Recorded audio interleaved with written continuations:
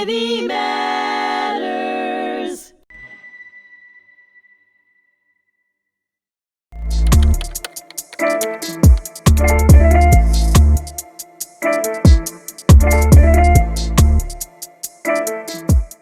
Hello, and thank you for joining me today. I'm your host, Gilad Avrahami, the Programs and Development Coordinator here at hmTv. And I'm pleased to welcome my co-host, Bernie Furshpan, the Director of Marketing, Public Relations, and Media, also at hmTv. This podcast is a production of the Holocaust Memorial Tolerance Center of Nassau County. On today's inaugural episode of The Butterfly Effect on hmTv, please join us for a conversation about the principles of the butterfly effect and its surprising applications for daily life, finding meaning, and the consequences of our actions. Hi, Bernie. Hi, everyone, and thank you for joining us for today's episode. It's an honor and a privilege to co-host with you and explore a topic that I think many of our listeners have heard about, but perhaps haven't thought about a great deal. Bernie, what inspired you to guide us in such a philosophical discussion today here at hmTv? Was I the one that guided us into this? I think you were. Okay, well, because really, first of all, the term butterfly is used a lot here at the Holocaust Memorial Tolerance Center. We use it in terms of a symbolism for the children that were killed in the Holocaust, and all children, in fact. But also the butterfly effect is a very important thing here in that there's a lot of consequence to words, and the words we say impacts people's lives in a good way or a bad way. So it's something to think about. We also talk about inspiring young people to become upstanders and the positive things that they do, the little things that they do for other people, kind acts, can make a tremendous impact on other people's lives. So the butterfly effect is something that is not just philosophical, but it's practical, and it's something that we do all the time. We just don't realize it. So I'm just saying, let's isolate that idea. Let's talk about it and realize the impact that we have on others. I think it's a great idea, and it's something that, as I was looking into the concept for today, it made me realize just how many moments in my life I could have thought about the butterfly effect and recognized a little bit more deeply how I am part of a much bigger system. That was something that I think we'll explore a little bit here, just the complexity of the world that we're in, the role that we play in it, and the fact that we shouldn't discount those things, that it's part of every small, even minuscule little moments in your life that are part of something bigger. I mean, philosophically and scientifically, there are an infinite amount of events that are going on in this room right here, right? If you use a microscope to look at all the little details of what's going on, there's so much going on. But every little thing we do ultimately leads to impacting other things that grow and create some kind of a consequence down the road. But even those consequences are part of a larger picture, right? Because they will lead on to other things. The butterfly effect, the reason why it's called the butterfly effect is because scientifically it's been proven to some degree that a butterfly flapping its wings can ultimately lead to ripple effects of the weather conditions somewhere else that could lead to, eventually, a thunderstorm. Right. Well, let's talk a little bit about how the concept came to be. And there was a scientist, a meteorologist in the 1960s named Edward Lorenz, who was studying weather patterns and realized that a tiny, tiny, tiny rounding error, I think it was the third or fourth decimal place they decided to round to, and it changed entirely whether there would be a storm somewhere or not. And his discovery of the fact that something as small as that could change something at the scale of a country or a continent is what led him to ultimately say that the things that we do, or the smallest elements of nature, that you can't necessarily predict what they will lead to as well. So not only that they could lead to something very, very large, but also that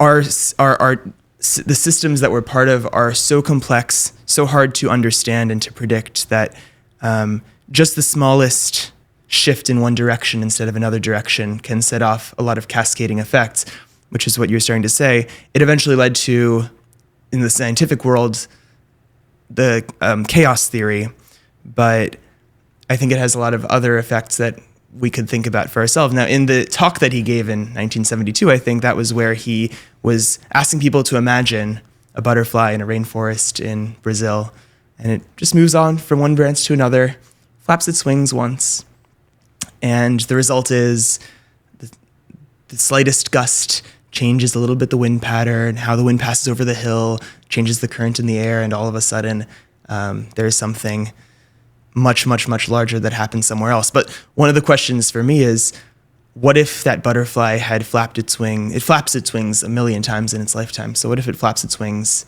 instead of in that moment, it flaps it a few seconds later? And is it possible that that would have caused a tornado? Or is it possible that none of the other flaps cause a tornado? How do we know? We don't know. We don't know. That's the whole thing, is that there's an infinite amount of possibilities. For example, this event today is the result of a lot of little things that had to have happened in order for this to be facilitated. So every moment in life, wherever you are, is the result of so many different events, small events that came together. Let's say you're going shopping in the supermarket and you turn a certain way. And because you put your foot out, some lady that passed by tripped. She dropped her groceries on the floor. You're helping her pick it up. You make eye contact. You fall in love. You have a child. That child becomes the president of the United States. All because you turned in an aisle at a supermarket. But the reason why you were there to begin with was because of an infinite amount of other events that brought you to that. So every event that occurs, and there are an infinite amount of events that occur in this universe. In particular, right now we're talking about the Holocaust Memorial and Tolerance Center. All the events that occur here are the result of other events, and so that precipitated to what's happening now. But this is a smaller event of much larger events down the road, which become, again, smaller events of larger events down the road. So it's just an infinite amount of things that are, like you said, this chaos theory, even though it seems like it's chaos, there's some kind of an order to all of this, because it's not that chaotic. Actually, the outcomes are not always that chaotic. Even though that if you look at a microscope and you try to analyze it and figure it out, it looks like things are going in every different direction, but there's a reason for all of that. There's a plan here. I think there's a plan. Yeah, it reminds me of a movie that I watched about a year or two ago called Sliding Doors. I don't know if you've ever seen it. And it plays on the butterfly effect theory. And the way it does so is it starts with a woman who is running to catch a train in London. And she barely squeezes into the train door just before it closes. And then she sits down at her seat and she happens to find her soulmate. And a lot of people, I think, can think back to a moment in their lives like that, something very specific that had to happen in order for them to meet someone that set the course of events for their lives. But what the movie did is it actually split up into two different plots. And it pursues the same plot of what if she makes it in, she meets her soulmate, but then it also pursues the plot of what if she didn't make that train? Right. She trips, she can't convince the conductor to open the doors for her and let her in, and she doesn't meet that soulmate. And she has all these other things in her life, this entire alternate universe of what could have happened that is almost equally likely. Right.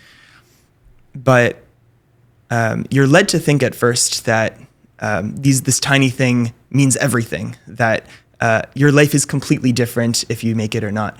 But what ends up happening, you see as the movie progresses, is that because of who she is, because of what her previous relationship was already like, whether or not she meets that soulmate, things kind of end up leading more or less to the same thing. And eventually the universe kind of conspires such that she ends up meeting him anyway, just in a very different circumstance. Okay. And for her to make the same realization about the problems she had been having in her life up till that point. And it does make you realize that as much as you are a product of a lot of very random things that happen in your life, you also, by virtue of being who you are, by having all of that immense, all those elements of your life that already came with you, that you are going to head in a certain direction, more or less no matter what happens, you'll be affected by the things that happen. But there's a certain order to it. There's a certain sense of what must be or what will probably be because of who you are, because of what you care about, because of things that you carry with you throughout your life. I think you're like a magnet. You draw these little events towards you, or at least you pay attention to those events. It's almost like the party effect. You know, there's 100 people talking and laughing and things like that, but you're focused on one person, so you're paying attention. You can hear that one person and block out the rest. So you kind of draw to your life some of these events. And, you know, just to think about why I'm here today, why we even have this podcast, if I just unwind it all with the events that brought me here, I can go back to, and it can just keep on going back, obviously, to the beginning of the universe. You know, it can go all the way back. But the details that precipitated the reason why I'm doing this podcast today and what led up to it is that my brother and I decided to go to Stony Brook University as undergrads, and that's where he met his wife. They moved to Buffalo. He ended up coming down to Long Island. She becomes a guidance counselor, and 5 years ago she tells me, hey, you know the story about your dad that you always wanted to tell? Check out this museum up in Glen Cove.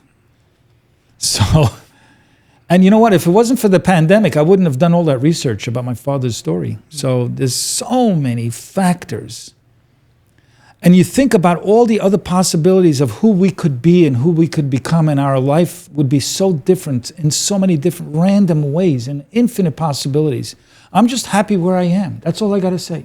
No matter what other possibilities, and if there are multiverses, if there's a multiverse, like multiple universes out there with all the different possibilities, maybe this is the net result. Maybe this is a net of all the possibilities. I think where we are right now is where we're supposed to be. As long as we acknowledge that we impact other people's lives with this butterfly effect idea and understanding it, as long as we keep putting out good thoughts and good vibes and good feelings and caring and kindness, I think overall we will impact our communities, our societies, and even the world. One kind act here, just like the butterfly effect, could lead to a couple getting married somewhere in China. Do you know what I'm saying? So let's just think that way.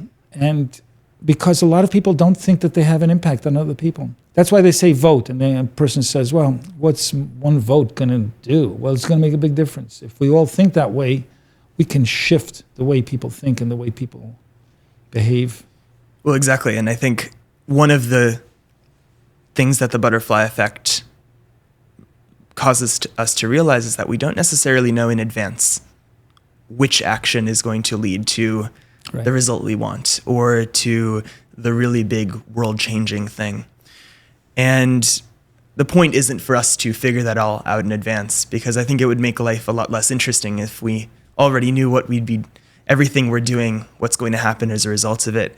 As a matter of fact, I think the feeling of free will that we act in the world in the way that we want is only thanks to the fact that no one really knows, and we have to debate amongst ourselves and just work out and learn and grow over time in our life which things tend to help me, help others, which things not so much. And that's part of the reason why your ability to develop a way of being, a way of acting in your life where you're not focused on a single moment and saying, I'm pinning it all on this, and I can just do whatever I want the other times, because if I get this test, if I succeed in this test, this one, whatever it might be, this date, this whatever, everything will go my way, everything will go. That's the problem, is we can't do that. But it's exactly the reason why the more we make the choice to create habits, create a mindset that sets us on approximately the right course throughout our lives to do a lot of small actions that may or may not have a big impact, is exactly the thing that will eventually lead towards good things, towards a better world, towards a place where everyone is expecting a certain amount from themselves, expecting a certain amount from others, and pursuing a life that isn't good just in the big ways, but also in the small ways. Mm-hmm. It's a good point. It's a good point. One of the lessons that you kind of brought up is that we don't have to change the whole world. Mm-hmm. People have an attitude of all or none. If I'm going to do something, if I'm going to lead a group of people in an organization, that I want to change the whole world. You don't have to change the whole world. All you have to do is affect those that you're connected with, because they're connected to others, and it just keeps growing. Everything is connected to everything. So anything you touch will have that ripple effect. So that's the whole point, is this ripple effect. So you don't have to think, I have to change the world, I got to do something big. It doesn't have to be big. It could be small. You do a lot of small things, and they will keep rippling out and having an impact. And I believe that the docents here at the museum have that attitude. They feel that this is a small community here in Nassau County, I mean, relative to the rest of the world, but impacting the people here will impact other people in the long run, because what you say to them, they will pass on to others in their attitude, in their behavior. That's one of the powerful things about teaching, is that you play a role in the life of a young person, not only in their understanding of the world, but in what they will continue to do afterwards, in how they will move forward with their lives once they've finished school, even in school.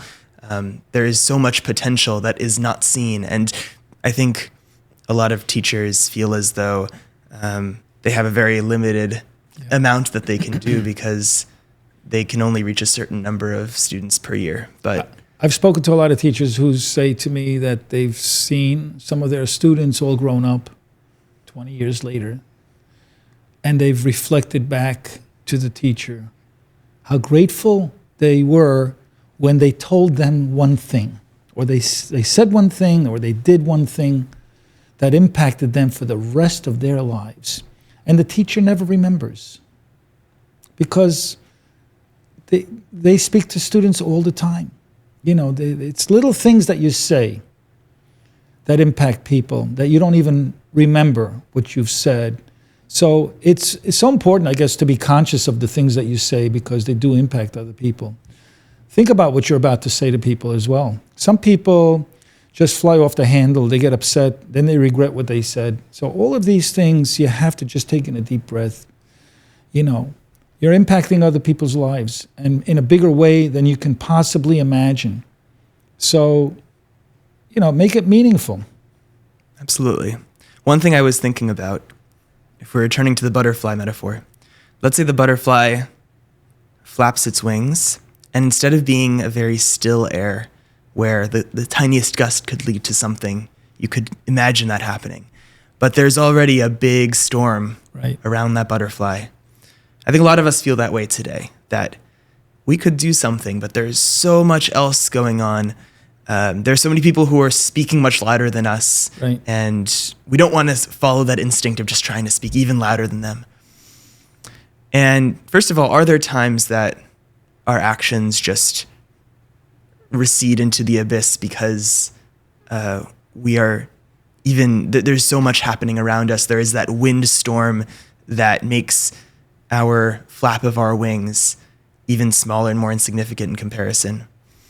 And how do we act in times when we feel like we are even smaller than we already are, when we feel as though there is too much going on and we can't even imagine how our words will reach anyone? There's a lesson there. That is that we're not always meant to speak all the time. You know, everybody has a turn to speak. And sometimes there's movements, and sometimes these movements push you away. So maybe you have another mission. Maybe you have to be somewhere else to say these words.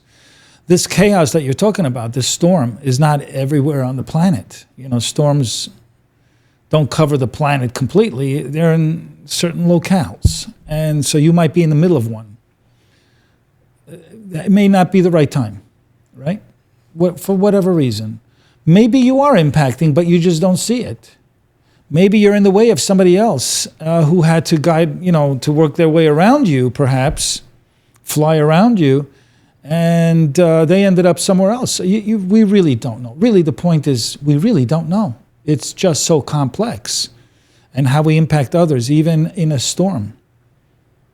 So, and don't forget, that storm was a result of a butterfly flapping somewhere else. That's true. So everything that we experience is the result of other butterfly effects from previous times and previous places and other places. Yes, sometimes a storm happens because the conditions were just right at that moment, and you can't know, and then suddenly you're part of it, and you're in that storm, and you're looking around and you're saying, what place do I have in this? I don't understand what's happening. But I think the people who set it off don't necessarily know what's happening. Right. But so how do we apply this butterfly effect? We're talking about it. It's a great conversation. We understand that people now have a better idea of how it impacts our lives and how it's relevant here at the museum and educational institution. So how do we apply it, and what kind of guests do you think we should bring here to discuss this and how the butterfly effect impacted their lives? Well, I think that this is a great topic to think about history through. I read a series called What If, which was imagining, let's say there was a small change in some battle in history, and how there was one about how if the Sennacherib, who was the Assyrian empire leader, had decided to continue the siege of Jerusalem, that Judaism might have disappeared, and along with it, almost all of the things that we know today. History is an opportunity for us to look back and try to make sense of what sorts of tiny things have led to great changes. And our center is, as much as it's forward-looking, it also is trying to learn from history, recognize that history has a great deal to offer us that we often don't make enough with. We're very focused on the here and now, the people around us. And people who have seen how the butterfly effect has shaped their lives, has shaped the changes that have taken place that no one could have imagined between the 1930s, 1940s, and today. The fact that during the Holocaust, if there was ever a moment to give up and to say, no, there's no future for us, there is no chance for society to recover, we might as well give up and sink to the worst versions of ourselves because that's the only way to live.